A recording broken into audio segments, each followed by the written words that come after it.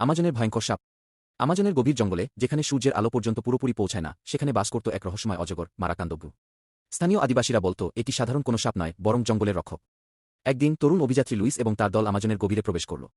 তাদের উদ্দেশ্য ছিল এক অজানা গুহার সন্ধান, যেখানে প্রচুর সোনার ধনসম্পদ লুকানো আছে বলে কিংবদন্তি প্রচলিত ছিল। স্থানীয়রা তাদের বহুবার সাবধান করেছিল, কিন্তু লুইসের দল কুসংস্কারে বিশ্বাস করত না। গভীর জঙ্গলে প্রবেশের পর তারা অদ্ভুত শো শো শব্দ শুনতে পেল। চারপাশের গাছপালাগুলো কাঁপছিল, যেন কেউ ওদের দিকে নজর রাখছিল। কিছুক্ষণ পর এক অন্ধকার গুহার সামনে পৌঁছে গেল তারা।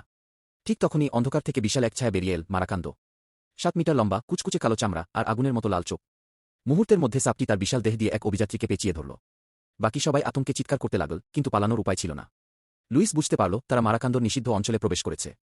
সে দ্রুত তার ব্যাকপ্যাক থেকে একটা আগ্নেয়াস্ত্র বের করল, কিন্তু গুলি করতেই বিশাল সাপটি আরও ক্ষিপ্ত হয়ে উঠল।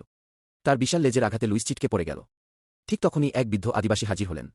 তিনি মন্ত্রপাঠ শুরু করলেন, আর মুহূর্তের মধ্যে সাপটি শান্ত হয়ে গেল। বৃদ্ধ বললেন, তোমরা জঙ্গলের নিয়ম ভেঙেছ।